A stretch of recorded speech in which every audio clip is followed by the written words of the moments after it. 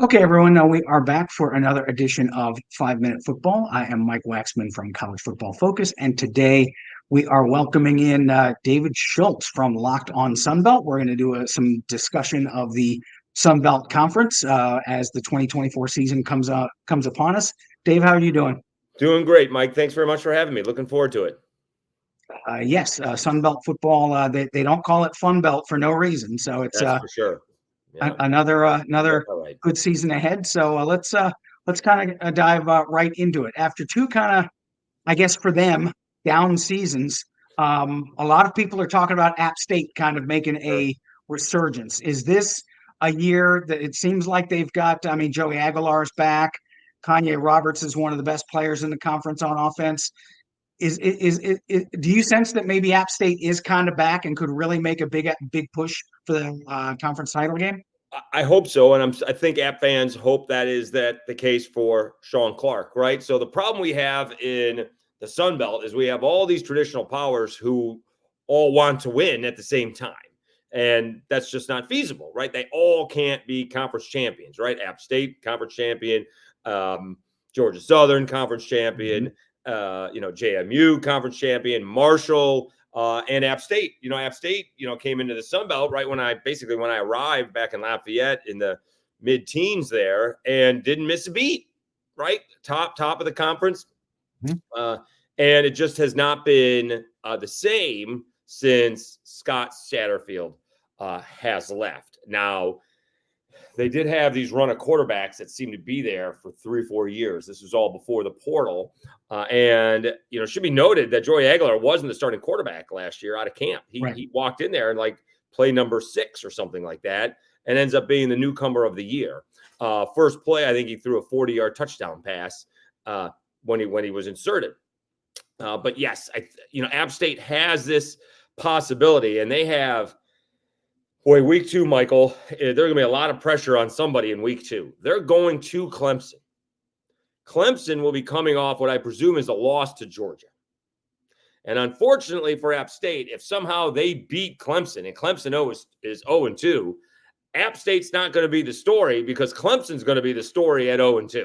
As much as I'm going to push App State as the story, Clemson could be facing an 0-2 start, and everyone's going to be like, Dabo's not into NIL. Dabo's not into the portal. So App State absolutely has an opportunity this year. They have a great schedule, right? After Clemson, they get East Carolina. Then a big ball game for both teams is going to be Liberty. What if they start out like 5-6-0? All right, they'll already be ranked, right? As soon as they beat Clemson, they'll be ranked or certainly getting more votes. They go beat East Carolina, which I also think is on the road. They'll definitely be top 25 3 weeks into the season. So it is an opportunity for App State to claim that top spot. Some of that has to do with turnover, coaches and quarterbacks, a lot of different ones over in the East. But App State has the same coach and the same quarterback. And a lot of times that's the way I, go along with my predictions, who's the same, who's consistent. And in this case, you do have Clark and Aguilar both coming back. Right. Bit of a different year for James Madison. Their head coach moved on to Indiana, Curt Cignetti, but they get a good one in Bob Chesney. But a lot of their guys transferred to Indiana with Cignetti. So the personnel is going to look a bit different.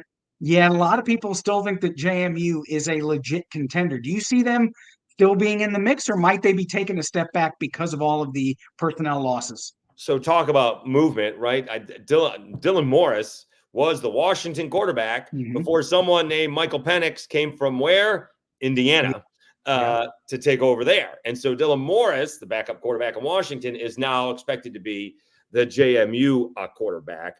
This is going to be a very interesting experiment because Bob Chesney, from my reading, I happen to be from Central New York, Syracuse, and he was in line to get the Syracuse job, but they didn't want the FCS coach coming up, right? So they took Fran Brown, the position coach at Georgia, and he's done a great job. He hasn't coached a game yet, but in recruiting, he's done a dynamite job. But it's going to be very interesting to see how these longtime assistants. Jared Parker at Troy, longtime assistant. Tim Beck was a longtime assistant. Now he's in his second year at Coastal. And whereas Bob Chesney, grinded it out at the lowest levels of college football, and he's been the head coach sometimes longer than some of these other guys have been coaches, right? He's been doing this for over a decade. So it's not going to be new to him. It'll be new to him at JMU. It'll be new to him for the Sun Belt, but reacting to what's going on is not going to be new to him, where it will be new for Jared Parker at Troy. So I don't know if they're going to contend, because they did lose a bunch of talent. They got some in. I don't think the bottom is going to fall out, but I would put App State as a solid, team ahead of JMU. It doesn't mean JMU can't surprise me a little bit, but I would put App State ahead of JMU. Yeah, I think that's a fairly safe bet. Although I do think in I do think that Chesney has shown he knows the ropes, and if anyone's going to make a first year surprise, I would definitely not rule him out. Moving on, what are some teams that people aren't talking about? We've got App State, we've got JMU, we've got Texas State, we've got the teams that have kind of been put into that bucket of contenders, but maybe a team that's primed to make an upward move, not necessarily contending, but just an upward move where it looks like the momentum is going in a positive direction. Are there a team or two that you see ready to make a move up? Well, I don't know if you're doing this intentionally or not, but you're describing Arkansas State to a T. So again, same quarterback, Jalen Rayner, same coach, Butch Jones, coming back. Jalen didn't start the first few games. Of course, I asked Butch Jones why he didn't start him, and I forgot that the first game was in Oklahoma, so maybe trying not to get the 18-year-old killed in his first college football game. But that's the team that is up and coming. Butch had a couple of really good recruiting classes when he first got to Arkansas State. It takes some time for that talent to materialize on the field. Some people are still a little weary. Is that the right word about picking them? Like their over under is like 6.5. They have long odds to win the Sun Belt. They do have a little bit of a tough schedule. They have this opportunity. Maybe if they survive Michigan, they get Iowa State the next week. Can they beat Iowa State? And do they start off 3-1 potentially with a Power 4 victory? But you're describing Arkansas State. Does Arkansas State take that next level? They went to a bowl game last year. They lost. Mm-hmm. But, if you go to another bowl game, maybe they win 7 games in the regular season and get to a bowl game, win their 8th. That's pretty good. I don't know if they're going to go from, they're going to win 8. They're going to win 8-9 games in the regular season. Right. Now, if Jalen Rayner can become a little bit more consistent, he had a great freshman year, true freshman year, 17 touchdowns, 7 interceptions. That's awesome. But if you look at each game, some of them were 75% completion percentage and others were 50% completion percentage. So he just needs to be consistently good, not consistently great. No one's looking for that 70% or 75% completion percentage every game, but you got to get closer to that 60-65% on a more regular basis. So that's where the step is. I'm looking for Jalen Rayner just to be more consistently good, and then compared to what he was. But you are absolutely describing Arkansas State as the up and coming team in the conference. Other than Texas State, Texas State hadn't done diddly, forever, including up until last year. So Texas State is making a huge leap. They are expected to win the West, and I agree with that. Well, and the other thing I like about Arkansas State, what I do when I'm gauging teams is, sure, the quarterback coming back is big, but I look at the offensive line. And Arkansas State has Jacob Bayer, one of the best centers in America. Right. Most of their guys are back or have played, because if you don't have cohesion up front, it doesn't matter what you've got behind you. Those guys are going to take time to gel. And Arkansas State has got some guys who have gotten some game action. So that's the other reason I like them, that they've got the skill guys, but they've got the guys up front to kind of get it done. And I guess last thing, kind of back to your old stomping ground area. What is the state of the Louisiana teams? We're in year 3 of Michael DeSormo at Lafayette, and we have a new head coach at ULM, sporting the Warhawks here, with Brian Vincent. What is the state of the Louisiana teams this year heading into 2024? So for the Cajuns, it was interesting because those win totals came out from FanDuel, and they had like an 8.5 win total. And even the Cajun fans were like, really? Is that where we are? And so I asked if they were overrated. And then a couple weeks later, I turned it around. Can they contend? Because I started going through the positions. Teams got an experienced offensive line. They got an experienced running back room, talented. All right. The most talented room may be the wide receiver room. They may actually throw it to the tight end this year. They got an experienced defensive line. They got solid linebackers, and they got a good secondary, experienced secondary. The only question is the quarterback. Quarterbacks have not been able to stay healthy. So Ben Woldridge is healthy. He's practicing. I'm going to guess he's the starter, just reading the tea leaves. Whether that's the case or not, I don't know. Chandler Fields, God bless him. He was a Napier recruit, and he's been here this whole time. And he's graduated. He got engaged. He could easily have left, but he has seen Ben Woldridge not be able to stay healthy. And so because Zeon Chris transferred to Houston, he's like, I'll come back.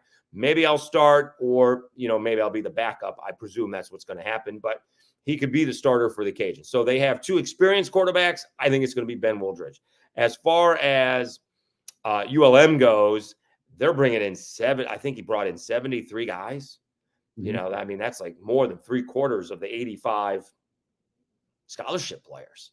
I think Bryant Vincent I think this team is going to be better than the record shows. I know Bill Parcells says your record shows how you are, but I don't think that's going to be the case. Now, if they get off to a tough start with a loss to Jackson State, that's going to be a little rough. Excuse me. And if you go, then they get UAB at home. Then you try to look for another win in there, and it's not easy. Like their win total is like 1.5.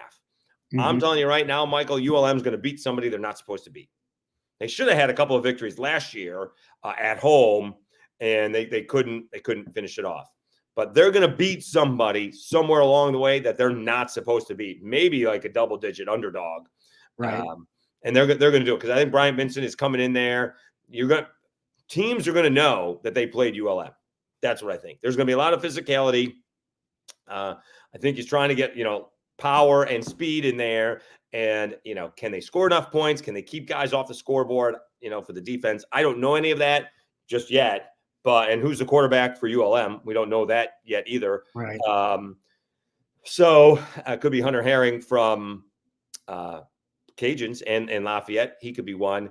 And then they have General Booty, which is another great best name ever. From the Booty lineage up north in Louisiana. So I think ULM will be better, right? They're going to have a lot of close losses. So maybe watch those lines and see how close they come to winning. As far as the Cajuns go, they have this interesting situation. Texas State can't beat the Cajuns, and that the Cajuns can't beat Southern Miss. Right. So for whatever reason, all right, it's been, because they haven't played outside of the last couple of years, it's been a long time since the Cajuns beat Southern Miss. And that was one of the bugaboos. They could not finish off games last year, whether it was Georgia State or Southern Miss, 2 wins that the Cajuns in years past should have gotten. So there's a little pressure on Mike Desimo. He's put it on himself, by the way. He says it's time to win. And then I realized going through those positions, those positional groups, he's right. Now they got to get that quarterback down. And if they get that quarterback down, they certainly could contend. ULM is a work in progress. You're bringing in over 70 guys. That may take until October until they figure out whose names they are, besides, whether they're playing well together. But I think ULM is heading in the right direction. I'm excited for that program. The Cajuns, should contend. They do have a little bit of a tough schedule this year, but it all depends on the quarterback, as it tends to do. Right. All right. Well, thanks a lot for joining us. This has certainly been informative, and the Sun Belt, as we know, should be in line for another big season. If people want to follow you on social media, website, podcasts, where is it they can go? Well, I appreciate that, Michael. I would tell you, I think the Sun Belt is going to contend for that playoff spot. You very well could have Texas State and App State both undefeated, which would be crazy. So watch out for the Sun Belt contending to be in the college football playoff. You can follow me, SchultzyCast. It's my name with a Y and a cast, C-A-S-T. On YouTube, same thing. Locked On Sun Belt. Or we're getting close to 1,400 subscribers. Hopefully, get 1,500 by August 31st. So we're looking forward to that. Really appreciate you having me. That was fun. All right, it certainly was, and we may check in maybe during the season, see how Please do. some of this stuff has shaken out, and just kind of maybe get a little bit of an update. So thanks a lot again for coming on. Thanks, Mike.